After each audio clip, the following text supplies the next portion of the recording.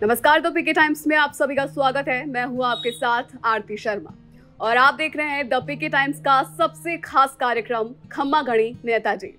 दरअसल आज हमारे खास कार्यक्रम खम्मा गणी नेताजी में जो नेताजी मौजूद है वो बीते 3 दशक से राजनीति कर रहे हैं। अटल बिहारी वाजपेयी से लेकर प्रधानमंत्री नरेंद्र मोदी तक वो बीजेपी में काम कर चुके हैं और कर रहे हैं। जालोर में बीजेपी को स्थापित करने का श्रेय भी उन्हें ही जाता है और वर्तमान में विपक्ष के मुख्य सचेतक के रूप में अपनी भूमिका निभा रहे हैं। जी हाँ, हम बात कर रहे हैं जालोर के विधायक और वरिष्ठ नेता जोगेश्वर गर्ग जी की। सर बहुत बहुत स्वागत है आपका। नमस्कार, धन्यवाद। सर आगे तमाम पहलुओं पर हम बातचीत करेंगे, लेकिन सबसे पहले मैं आपका जो एक राजनीति से पहले का जो सफर है, एक बचपन से अगर हम शुरुआत करें तो वो सफर जानना चाहूंगी। मेरा तो सीधे सीधे राजनीति से कोई लेना देना नहीं था और मैं तो सीधा साधा गरीब परिवार का व्यक्ति था। हालांकि मेरे पिताजी ज़रूर राजनीति में रहे थे जी। पर मेरे वाली सीट से ही, जालोर सीट से 1962 में जी। विधायक का चुनाव जनसंघ के टिकट पर लड़ चुके थे जी। 1959 में उन्होंने जनसंघ ज्वाइन कर लिया था और उसके कारण से हमारे घर में जनसंघ का, राष्ट्रीय स्वयंसेवक संघ का माहौल था। जी। पढ़ाई पूरी करके मैं संघ का प्रचारक भी रहा 4 साल 5 साल तक जी। और उसके बाद मैंने नौकरी भी ज्वाइन की, कुछ प्राइवेट नौकरियां करी। उसके बाद LIC में नौकरी की, फिर मारवाड़ ग्रामीण बैंक में मैनेजर के रूप में काम किया जी। और उसके बाद में फिर मुझे आदेश हुआ कि भारतीय जनता पार्टी को कैंडिडेट की आवश्यकता है जालोर में। कुछ ऐसी परिस्थिति बनी कि 1985 में भारतीय जनता पार्टी ने जिसको टिकट दिया था जालोर से, वो व्यक्ति अपना नॉमिनेशन विड्रॉ करके चला गया जी। तो हमारा कोई कैंडिडेट नहीं रहा और किसी निर्दलीय को हमको समर्थन देना पड़ा। ऐसी पार्टी की थोड़ी सी अपमानजनक स्थिति बनी जी। तो 90 में जब वापस चुनाव नज़दीक आए तो विचार हुआ कि भाई अब किसको दें। तब मेरे पे नज़र पड़ी नेताओं की।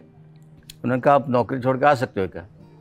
मैंने कहा यदि पार्टी को आवश्यकता है तो मैं आ सकता हूँ, लेकिन मेरी कोई रुचि राजनीति में नहीं है। उन्होंने कहा नहीं, रुचि नहीं है, फिर भी आपको आना पड़ेगा क्योंकि हमारे पास कैंडिडेट नहीं है। उस परिस्थिति में मेरे को आना पड़ा और बैंक की मैनेजर की नौकरी छोड़ के और पहला चुनाव लड़ा।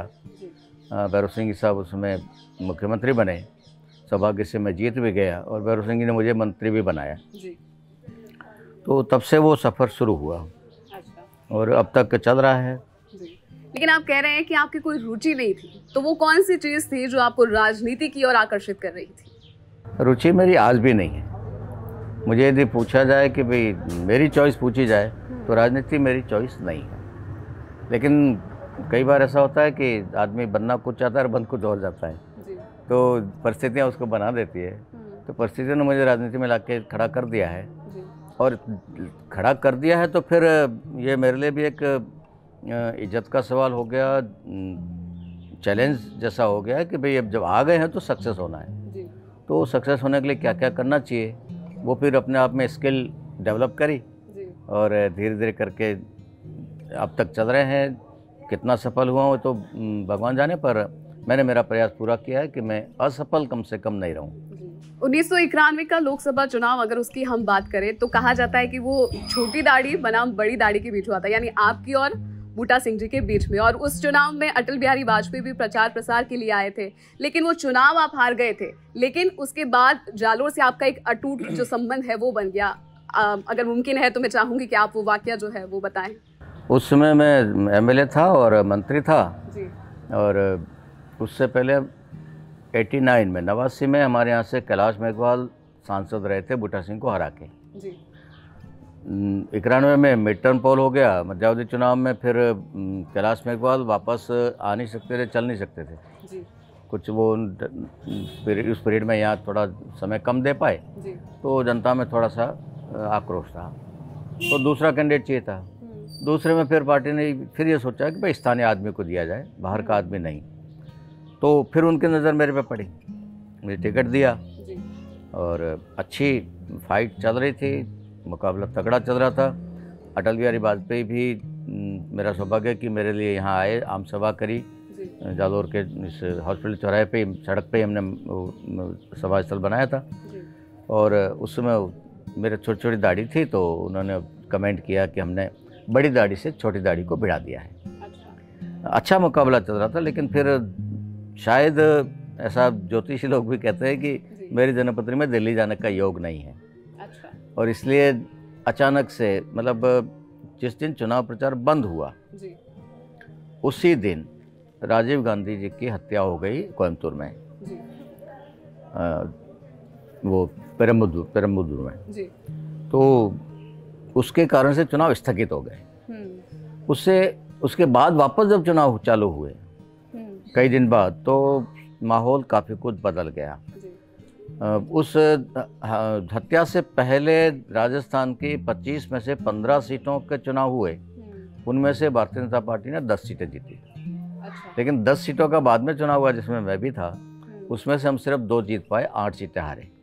उस सहानुभूति का इतना असर पड़ा उस घटना का कि हम बिल्कुल हारने की स्थिति में आ गए, और उस कारण से शायद वो सीट मुझे नहीं मिल पाई और मैं दिल्ली नहीं जा पाया। तो लेकिन वो मुकाबला बड़ा मज़ेदार था, बहुत अच्छा था और यादगार मुकाबला था। और बूटा सिंह जी भी उसको लेके कई बार बीच में कहीं मिलना होता था, सार्वजनिक स्थान पे या कहीं लोकसभा में या कहीं मिलना हुआ तो बहुत याद करते थे और बहुत स्नेह से याद करते थे मुझे। और ग्रेसफुल वो भी व्यक्तित्व था, एक जिसे कहना चाहिए कि गरिमापूर्ण व्यक्तित्व था। पूरे चुनाव में लगभग 2 महीने उसमें चला था चुनाव प्रचार। उन्होंने कभी भी मेरा नाम, व्यक्तिगत नाम लेकर कभी कोई हल्की बात नहीं बोली, और उनकी मौजूदगी में किसी दूसरे नेता ने बोल दी तो उन्होंने टोक दिया कि नहीं, हल्की बात नहीं बोलना, अपनी नीतियों की बात करो, किसी भी आदमी के लिए हल्का नहीं बोलना। और वही चीज़ मैंने भी बना के रखी थी। तो वो एक यादगार बात उस चुनाव की है कि बहुत ही सम्मानजनक तरीके से हम लड़ रहे थे, लेकिन फिर भी एक दूसरे का सम्मान कर रहे थे। अब उनके लिए तो मैं बच्चे जैसा था, लेकिन उन्होंने बहुत एक गरिमापूर्ण तरीके से चुनाव लड़ा। हार जीत तो होती रहती है, लेकिन उसके बाद भी हमारे संबंध अच्छे रहे।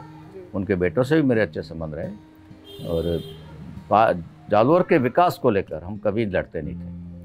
और ये मैंने शुरू से एक प्रयास रखा, पहले दिन से ही, कि मैं याद आता है मुझे जब मेरा पहला चुनाव मैं लड़ रहा था विधानसभा का, भैरव सिंह जी सब आए थे यहाँ प्रचार करने, मुख्यमंत्री बनने वाले थे, वो नेता प्रतिपक्ष थे। रात को उसमें लेट रात में भी सभाएं होती थी, तो कोई 12 साढ़े 12 करीब वो सभा हुई हमारी। उसमें उन्होंने अपने भाषण में पता नहीं एक बात कह दी, क्यों कही भगवान जाने, पर वो वाक्य मुझे याद रह गया और आज तक याद है। उन्होंने कहा कि हमने जालोर में एक नए लड़के को उतारा है और आप इसको आशीर्वाद दीजिए, मुझे पूरा विश्वास है ये जालोर जिले की राजनीति को एक नई दिशा देगा। अब उन्होंने तो पता नहीं क्यों कहा था, मुझे नहीं पता, पर मेरे दिमाग में वो वाक्य बैठ गया कि मेरे नेता का आदेश है मुझे कि मैं थोड़ी अलग तरह की राजनीति करूं। और संघ के संस्कार थे, मेरे पिताजी के संस्कार थे, तो मैंने अलग तरह की राजनीति की। मेरे पिताजी भी मेरे गांव में जनसंघ के कार्यकर्ता थे, लेकिन हमारे ही गाँव के ठाकुर साहब वो कांग्रेस के नेता थे। 3 बार विधायक स्वयं रहे, 2 बार उनकी पत्नी रही, बड़े नेता थे, वो मंत्री भी रहे। उनके खिलाफ काम करना राजनीति में, चुनाव में, उसके बाद भी व्यक्तिगत संबंध हमारे बहुत मधुर थे। तो ये वहाँ से भी मैंने सीखा। कोई चीज़ मैंने अटल जी में भी देखी, कोई चीज़ मैंने भैरव सिंह जी में भी देखी। तो 3 तरफ से मुझे वो संस्कार मिले हुए थे कि टकराव की राजनीति नहीं करना, हल्की राजनीति नहीं करना, सम्मान की राजनीति करना, अपने मुद्दों पे, अपने सिद्धांतों पे मजबूत रहो, लेकिन व्यक्तिगत लांछन किसी पे नहीं लगाना, और ओछेपन की राजनीति नहीं करना, और विकास में बाधक कभी नहीं बनना। तो वो प्रयास मैंने किया, और आज मैं बहुत गर्व से कह सकता हूँ कि मेरे विरोधी भी जो मेरे सामने चुनाव लड़ते हैं, लड़े हैं, लड़ चुके हैं या भविष्य में लड़ेंगे, उन लोगों ने भी मेरे साथ रहते रहते ये सीख लिया कि टकराव की राजनीति नहीं करना, विकास में टकराव नहीं रखना। वोट के लिए टकराव रखो, लेकिन विकास के लिए टकराव नहीं रखना। क्षेत्र का विकास होना चाहिए, चाहे मैं करूं, चाहे वो करे, चाहे और कोई करे। तो वो एक अलग आयाम हमने स्थापित किया है। बाकी जगह हम लड़ते हुए देखते हैं कि जीता हुआ प्रत्याशी और हारा हुआ प्रत्याशी लड़ते रहते हैं, और एक कहता है ये सड़क बननी चाहिए, दूसरा कहता नहीं बननी चाहिए, ऐसा सारा चलता रहता है। एक पास करवा के लाता, दूसरा रुकवा के आता है, पर वो हमने नहीं किया। जो भी करे जालौर के हित में विकास का काम होना चाहिए, मैं करूं चाहे वो करे, सबको सहयोग करना चाहिए। ये माहौल बनाने की मैंने कोशिश की और ईश्वर की कृपा से उसमें मुझे काफ़ी सफलता मिली। जी, वर्तमान में आप मुख्य सचेतक की भूमिका में हैं, लेकिन क्या आपको नहीं लगता कि विधानसभा में बीजेपी कमजोर नजर आती है? ये कहना बहुत आसान है, और कमज़ोर रही कि मजबूत रही, ये नापने का कोई मापदंड नहीं है, कोई क्राइटेरिया नहीं है। कोई इसका एग्ज़ाम तो होता नहीं है कि लिखित परीक्षा में हम फेल हो गए, पास हो गए, 70% आए कि 50% आए। और अक्सर सत्तारूढ़ दल यही माहौल बनाता है कि ये लोग क्या काम किए, तो विपक्ष में भी ठीक से नहीं अपनी भूमिका निभा पाए। ये एक आम बात है, तो ये कहा जा सकता है और कहते हैं, कांग्रेस वाले ज़्यादातर कहते हैं, लेकिन ऐसा है नहीं। कोई मुद्दा हमने छोड़ा नहीं जिसमें हमने सरकार को विधानसभा में घेरा नहीं। हम 70 लोग थे और डट के मुकाबला करते थे। हर मुद्दे को हमने विधानसभा में उठाया। जनता के हित का जो भी मुद्दा था, इनके भ्रष्टाचार का कोई मुद्दा था, इनकी बेईमानी का कोई मुद्दा था, इनके पक्षपात भेदभाव का कोई मुद्दा था, इनके प्रशासनिक विफलता का कोई मुद्दा था, कोई SC ST महिला पे अत्याचार का कोई मुद्दा था, तो ये रीट की परीक्षाओं में पेपर लीक होना, अन्य परीक्षाओं में पेपर लीक होना, वो सारे मुद्दे हमने बहुत ज़ोर शोर से विधानसभा के अंदर उठाए, घेरा सरकार को, और अधिकांश मुद्दों पर सरकार के पास कोई जवाब नहीं होता था। फिर वो दाएं बाएं के बहाने करके वो बच के निकलने का प्रयास करते थे, और हमारे विरोध के कारण सरकार को कई बार अपने बिल वापस लेने पड़े जी। और उनको संशोधित करने पड़े। तो वो सारा हमने किया है, वो सारा विधानसभा के रिकॉर्ड पे है। हमारे भाषण, चाहे गुलाब चंद कटारिया साहब का हो, चाहे राजेंद्र राठौड़ का हो, मेरा हो, मदन दिलावर का हो, वासुदेव देवनानी हो, या और कोई भी नेता, सतीश पूनिया जी हैं, जिसका भी नाम ले आप, हमने हर मुद्दे को बहुत ज़ोर शोर से उठाया है। और मैं बहुत एक स्पेसिफिक बात कह रहा हूँ कि चाहे बजट पर हो, चाहे किसी भी डिपार्टमेंट की डिमांड्स पर हो, हमारे नेता गुलाब चंद कटारिया, हमारे नेता प्रतिपक्ष उपनेता हमारे राजेंद्र राठौड़ साहब, या मैं या और किसी ने भी जो पिन पॉइंट प्रश्न उठाए और कहा कि सरकार अपना जवाब देते समय इन प्रश्नों का जवाब दे, अशोक गहलोत साहब हो चाहे और उनका कोई मंत्री हो, उन विशिष्ट प्रश्नों का कभी उन्होंने कोई जवाब नहीं दिया। उन सब प्रश्नों को टाल गए और अपनी मर्जी से जो उनको बोलना है वो बोल गए। ये उनका रहा है। यदि हम फेल थे तो हमारे प्रश्नों का जवाब देते संतोषजनक और हमको संतुष्ट करते या जनता को संतुष्ट करे, लेकिन हमारे प्रश्नों को दाएं बाएं करके निकल जाना, इसका मतलब यह है कि अगले के बाद हमारे प्रश्न का जवाब नहीं है। लेकिन कई मामलों में ऐसा भी देखा गया, आप बात कर रहे हैं कि एकजुट होकर हमने प्रदर्शन किया है और घेराव किया है, लेकिन कई बार ऐसा देखा गया कि सिर्फ किरोड़ी लाल मीणा ही सड़कों पर नजर आए, उनके साथ कोई बड़ा बीजेपी का नेता नहीं था। देखिए, किरोड़ी लाल जी मीणा का व्यक्तित्व तो अलग तरह का है, लेकिन सर वो है तो बीजेपी में। वो भारतीय जनता पार्टी के कार्यकर्ता हैं, पहले भी रहे हैं, बीच में नहीं भी रहे, बाद में वापस रहे हैं। वो लोकसभा मेंबर रहे हैं, अभी राज्यसभा मेंबर हैं, विधानसभा में रहे हैं, मंत्री रहे हैं, सब कुछ है। पर शुरू से ही उनका काम करने का तरीका पार्टी के साथ मिलके करने का कम रहता है और व्यक्तिगत थोड़ा ज़्यादा रहता है। वो पार्टी से एकदम आगे चलने का प्रयास करते हैं। पार्टी कई बार किसी मुद्दे पर इतना एग्रेसिव नहीं हो पाती या नहीं होना चाहती। पार्टी कलेक्टिव डिसीजन की हमारी पार्टी है, सामूहिक नेतृत्व, सामूहिक निर्णय, ये हमारी पार्टी का मूल वाक्य है। तो हम जो भी करते हैं सब मिलकर निर्णय करते हैं, फिर सब मिलकर करते हैं। वो अपनी मर्जी से जो उनको अच्छा लगता है वो कर लेते हैं। तो जब व्यक्ति अपनी मर्जी से अपना कोई काम कर रहा है तो फिर ज़रूरी नहीं कि पार्टी उसमें उसका साथ दे, आवश्यक नहीं होता हर मुद्दे पर। देते भी हैं कई बार नहीं भी दे पाते। लेकिन मैं तारीफ़ करूंगा उनकी, उन्होंने अपने व्यक्तिगत स्तर पर भी जो मुद्दे उठाए बहुत दमदार तरीके से उठाए और बहुत कम लोग ऐसा कर पाते हैं। और ये रीट में जो कुछ हुआ है, जिस गहराई तक वो गए हैं, सबूतों की गहराई तक, उस तक और कोई नहीं पहुंच पाया। ये बात बिल्कुल सही है आपकी, लेकिन थोड़ा सा उनका काम करने का तरीका वो व्यक्तिगत ज़्यादा है और सामूहिक कम होने से थोड़ा सा सर, लेकिन बीजेपी हमेशा ये कोशिश करती है कि सबको एकजुट लेकर चले, और अक्सर ये कहा भी जाता है कि जब भी राजस्थान में बीजेपी कुछ भी कहती है तो सभी जो नेता है वो पार्टी की बात को स्वीकार करते हैं, लेकिन आप बात ये भी कह रहे हैं कि वो किरोड़ी लाल मीणा एक कदम आगे चलते हैं, तो उस एक कदम को हम नकारात्मक समझे या सकारात्मक?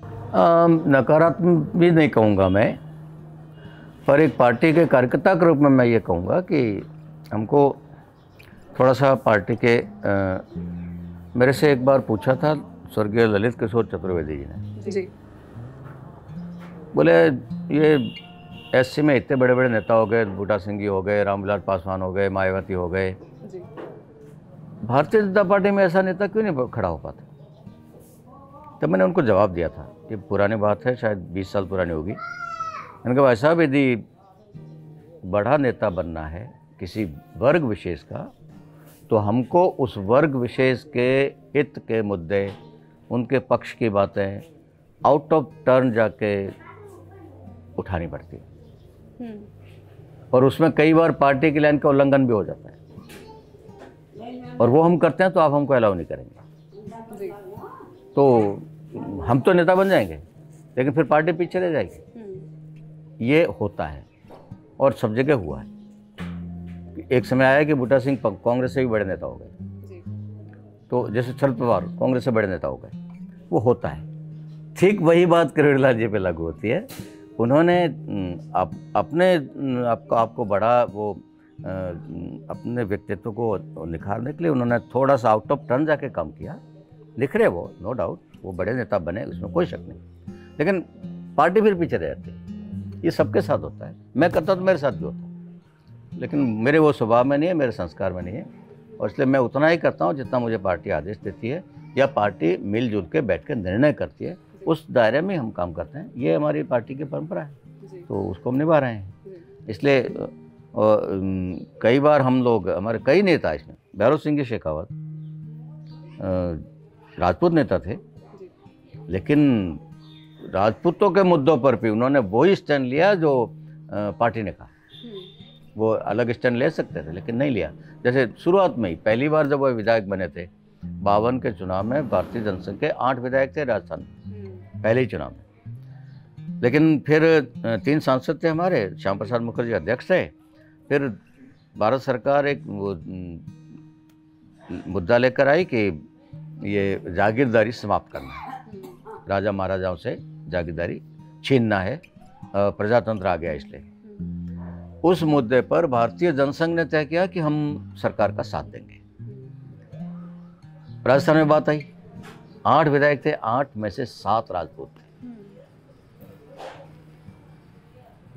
6 राजपूतों ने कहा कि नहीं नहीं नहीं, हम तो इस मुद्दे पे साथ नहीं रहेंगे, हमारी जागीर चली जाएगी। कांग्रेस हमारी जागीर छीन रही थी, इसलिए तुम कांग्रेस छोड़ के आपकी पार्टी में आए थे। अब आप भी कह रहे हो कि छीनना चाहिए, तो हम तो नहीं रहते आपके साथ। डॉक्टर श्यामा प्रसाद मुखर्जी खुद आए जयपुर, उनको कन्विंस करने के लिए, समझाने के लिए बैठक बुलाई 8 विधायकों की। 8 में सिर्फ 2 आदमी पहुंचे, वो 6 लोग नहीं आए और उन्होंने बगावत कर ली, जनसंघ छोड़ दिया, सब हो गया। भैरव सिंह शेखावत उनके साथ नहीं गए। भैरव सिंह शेखावत नेता बन गए, 3-3, 4-4 बार मुख्यमंत्री और उपराष्ट्रपति तक पहुंच गए। वो 6 कहाँ गए पता नहीं चला। तो उन्होंने व्यक्तिगत अपने हित देखने की कोशिश की, पार्टी लाइन से हटे, वो पीछे रह गए। भैरव सिंह की पार्टी लाइन पे चले, आगे बढ़ गए, बड़े नेता हो गए। हो सकता है उसमें भैरव सिंह राजपूत समाज की राजनीति करने जाते तो हो सकता है राजपूतों के नेता बन जाते, पर वो भारतीय जनता पार्टी के नेता नहीं बन पाते। तो ये एक फर्क रहता है थोड़ा। तो बीजेपी को आप अटल जी के वक्त से जानते हैं, तो अटल जी से लेकर प्रधानमंत्री नरेंद्र मोदी तक बीजेपी की राजनीति में आपको क्या अंतर नजर आया? हर व्यक्ति में कार्य करने का तरीका अपना अपना अलग होता है, लेकिन जहाँ तक मुद्दों की बात है कोई परिवर्तन नहीं जी। भारतीय जनसंघ ने अपने स्थापना से लेके अब तक अंत तक, और उसके बाद भारतीय जनता पार्टी ने अपनी स्थापना से लेकर अब तक अपना जो लक्ष्य रखा है, देश हित सर्वोपरि, सबसे पहले nation first, party next, self last, ये हमारा मूल मंत्र रहा है। इसके अलावा आपके अंत्योदय का जो मूल मंत्र हमारे पंडित दीनदयाल उपाध्याय ने हमको दिया था, एकात्म मानव दर्शन का जो दिया, किसी भी विकास के कार्य हो, चाहे और भी कोई कार्य हो, सामाजिक गतिविधि हो, चाहे समाज कल्याण का काम हो, भारतीय दृष्टिकोण से होना चाहिए। ये बात 1952 से जनसंघ बोल रहा है। अटल जी ने भी वही लाइन रखी, मोदी जी की भी वही लाइन, बिल्कुल 1% भी अंतर नहीं है। आम आदमी का भला होना चाहिए, देश का भला होना चाहिए, देश का नुकसान करके पार्टी का फ़ायदा नहीं करना, और किसी भी तरह से किसी भी हमारे काम से आम आदमी को राहत मिले और देश का नाम रोशन हो। ये अटल जी ने भी प्रयास किया, हमने भी किया। और हर चीज़ को, बोले विदेश से कोई तकनीक आई है, विदेश से कोई विचार आया है, उसको भारतीय परिप्रेक्ष्य में एडजस्ट करके, समायोजित करके, भारत की मिट्टी को क्या सूट करेगा, भारत की जनता को क्या सूट करेगा, वो लागू करना, ये अटल जी ने भी किया, यही मोदी जी भी कर रहे हैं। बाकी किसी ने, न नेहरू जी ने किया, न इंदिरा जी ने किया, न राजीव गांधी ने किया, कि वो ये बात नहीं कर पाया। वो सब विदेशी विचारों को ही यहाँ थोपने की कोशिश कर रहे हैं। अमेरिका में क्या हो रहा है, यूरोप में क्या हो रहा है, इंग्लैंड में क्या हो रहा है, जर्मनी में क्या हो रहा है, और उस सब, रूस में क्या हो रहा है, उस सबको देख देख के वो उनके मॉडल अपने यहाँ लगाते गए। विदेशी धरती का बीज स्थानीय मिट्टी स्वीकार करेगी कि नहीं, स्थानीय पानी स्वीकार करेगा कि नहीं, स्थानीय हवा उसको अनुकूल रहेगी कि नहीं, ये उन्होंने नहीं सोचा।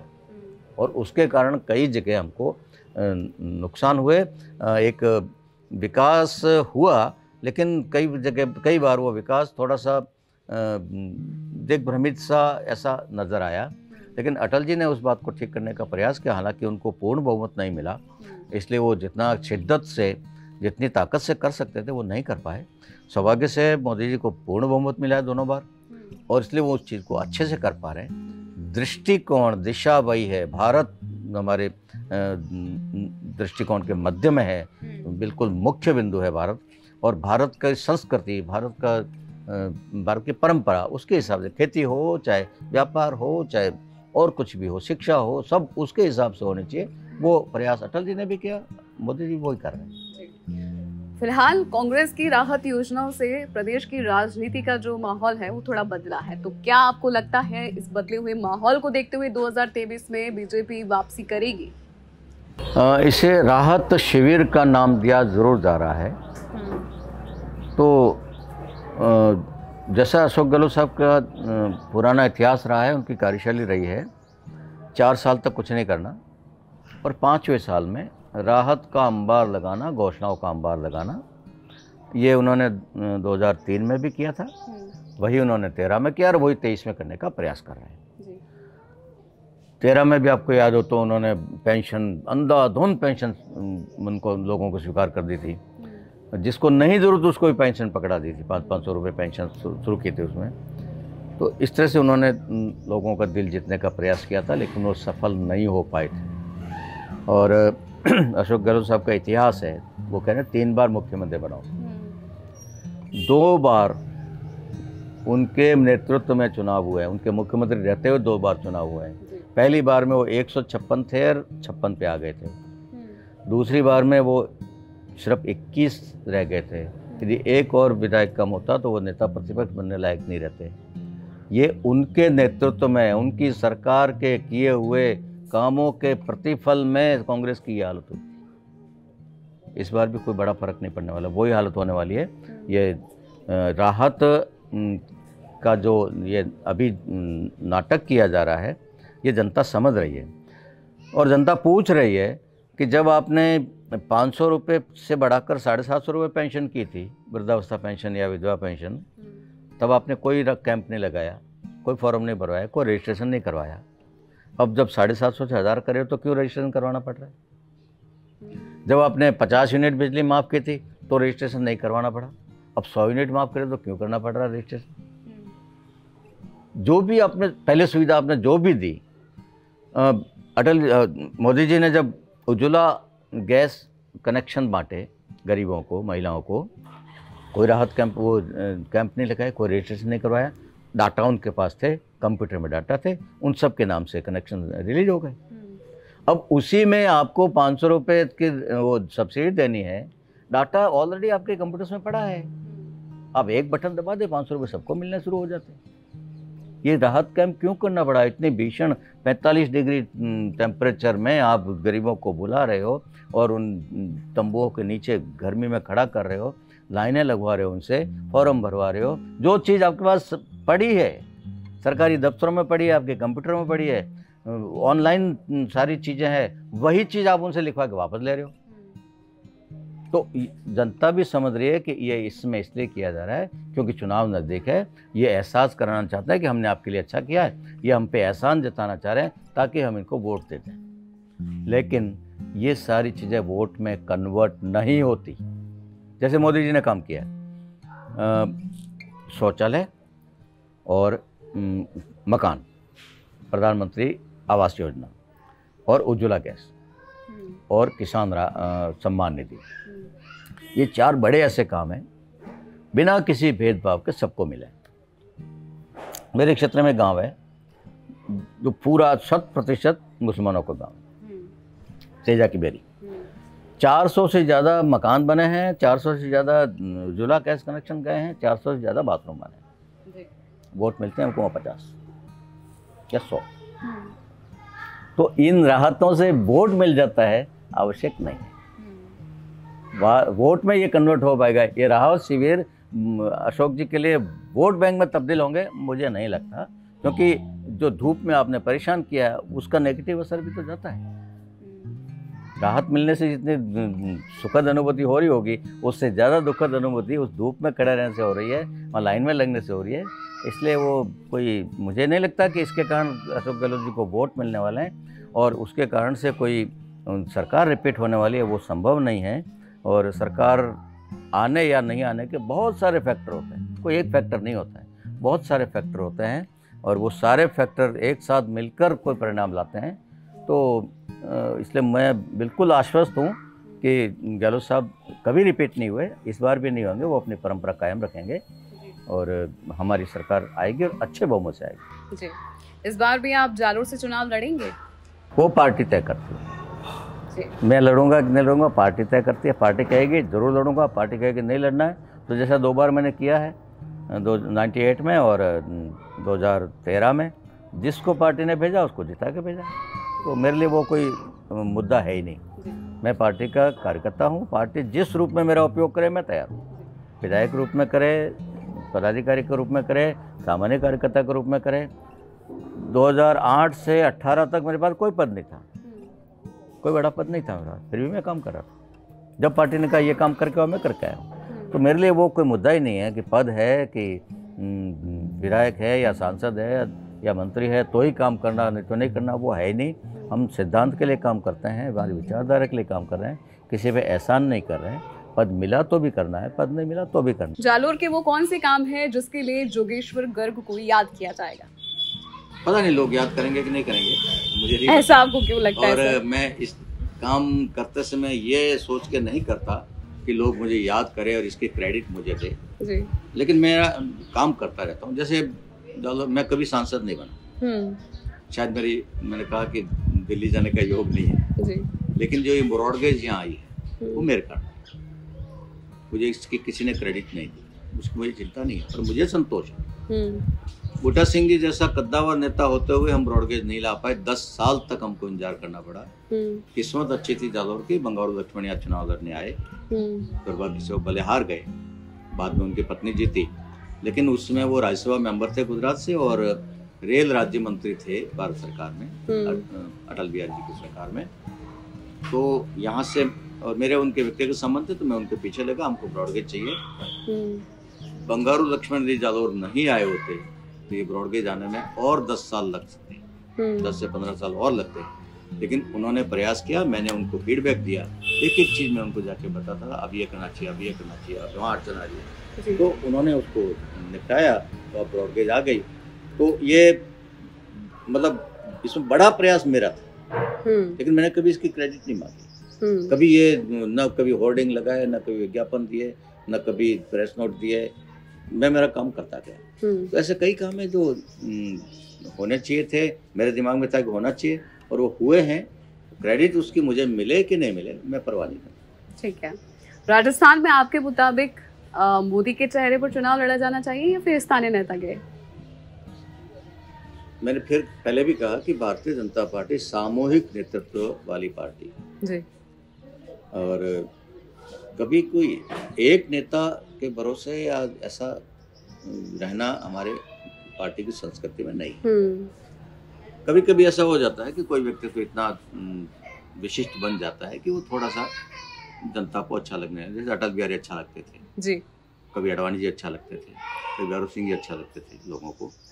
अब आज मोदी जी अच्छा लग रहे हैं जी, योगी जी अच्छा लग रहे हैं, तो वो एक अलग बात है। पर मूल रूप में चाहे नरेंद्र मोदी जी के नेतृत्व में है, चाहे अटल जी के नेतृत्व में रहे, हम मूल चरित्र हमारा है सामूहिक नेतृत्व। और इसलिए कोई चेहरा आगे है कि नहीं है उससे कोई फर्क नहीं पड़ता। पार्टी लड़ती है और सामूहिक रूप से लड़ती है, सब मिलकर लड़ते हैं और पार्टी मजबूत बने, पार्टी जीत कर आए, वो लक्ष्य लेकर लड़ते हैं, हम उसी हिसाब से लड़े। संघ की विचारधारा जो है, कई लोग इससे अनभिज्ञ भी है, क्या विचारधारा है आखिर संघ की?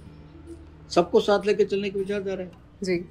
जो भी देश के हित में सोचता है वो हमारा आदमी, चाहे वो किसी जाति का, किसी धर्म का, हमको कोई फर्क नहीं पड़ता। और देश के विपरीत सोचता है वो हमारा नहीं है, उसका हम विरोध करेंगे। सिंपल बात है जी। दो लाइनों में दिखे तो देश हित की बात करने वाला हमारा है, देश हित के विपरीत काम करने वाला हमारा नहीं, उससे हम लड़े। तो कम्युनिस्टों ने जो देश का बंटाटार किया, हम उनसे लड़े हैं। और कभी कम्युनिस्टों ने घोषणा की होगी संघ को खत्म कर देंगे, संघ खत्म नहीं हुआ, कम्युनिस्ट खत्म हो गया, सफाया हो गया। एक केरल बच्चा है वो भी साफ हो जाएगा जी। ज्यादा लंबा वो भी नहीं रहने वाला, पूरी दुनिया से कम्युनिज्म साफ होगा। लेकिन संघ, मैं आज आपको फिर कह रहा हूँ पूरे आत्मविश्वास के साथ, संघ की जो सोच है उसको आज भारत अपना रहा है, आने वाले 10-20 साल में पूरी दुनिया अपनाती हुई नजर आएगी आपको, इसमें कोई शक नहीं, कोई 1% भी कमजोरी की कोई गुंजाइश नहीं जी। आपके राजनीतिक गुरु की अगर हम बात करें तो वो कौन है? मैं कभी किसी ग्रुपबाजी में पड़ा नहीं, और इसलिए किसी को मैंने वो कहते हैं गॉडफादर होना जरूरी है, मैंने किसी को नहीं बनाया। अच्छा। क्योंकि पहले दिन से ही मुझे ये लक्ष्य दे दिया गया था कि किसी ग्रुपबाजी में मत पड़ना। लेकिन जिनसे मैंने राजनीति सीखी उनमें सबसे बड़ा नाम भैरव सिंह जी शेखावत साहब का है। अच्छा। उनको मैंने बहुत बारीकी से देखा, 90 से लेके और 2000 तक, लगभग 2001 तक वो उपराष्ट्रपति बन के गए, उसके बाद भी उनको मैंने बहुत बारीकी से उनके एक एक काम को देखा, उनके एक एक एक्शन को देखा, उनके एक एक भाषण को बारीकी से सुना और उससे मैंने सीखने की कोशिश की कि उसमें क्या अच्छा है, वो मुझे अपनाना चाहिए, और वो मैंने किया है। तो सबसे बड़ा असर मेरे पे उनका है। और उसके अलावा तो और कई लोगों से सीखा है, थोड़ा बहुत सबसे सीखते रहते हैं। जैसे जगत गुरु शंकराचार्य कहते थे कि मेरी चॉइस गुरु, तो वैसे मैंने भी बहुत लोगों से सीखा है, जिसमें भी मुझे कोई अच्छी बात नजर आई, मुझे यदि लगे कि आरती में ये चीज अच्छी है तो मैं वो सीखने को सीखा, मेरा स्वभाव जी। आप कह रहे थे कि राजनीति में आपको रुचि नहीं थी, लेकिन फिर भी आपको राजनीति में आना पड़ा, और हालांकि कहीं ना कहीं हमें ये भी मालूम है कि आपको साहित्य में काफी रुचि है, तो क्या अगर आप राजनीति में नहीं आते तो आपको जनता एक बड़े साहित्यकार के तौर पर देखती? देखिए, भारतीय संस्कृति के हिसाब से सोचें तो इंसान पैदा होता है, उससे पूर्व ही सारा कुछ तय हो चुका होता है कि वो अपने जीवन में क्या क्या करेगा जी। अपने हाथ में कुछ नहीं होता, ऐसा मेरी मान्यता भी है।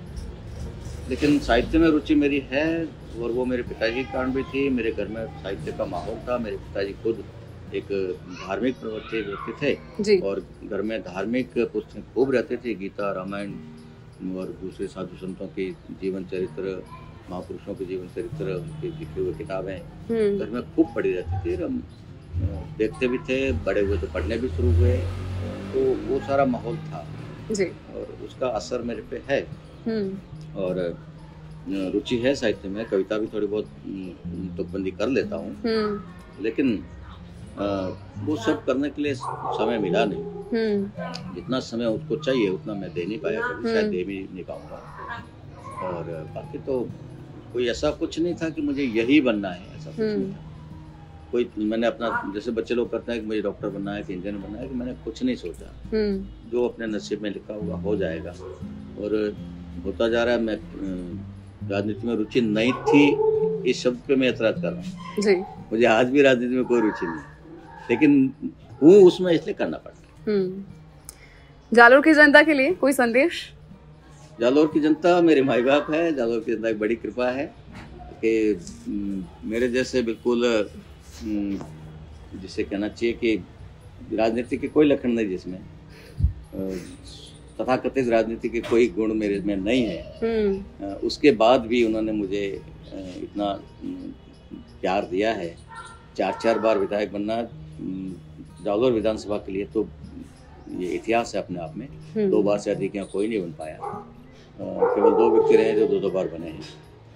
बाकी मैं तीसरा हूँ जो 4थी बार बना हूँ।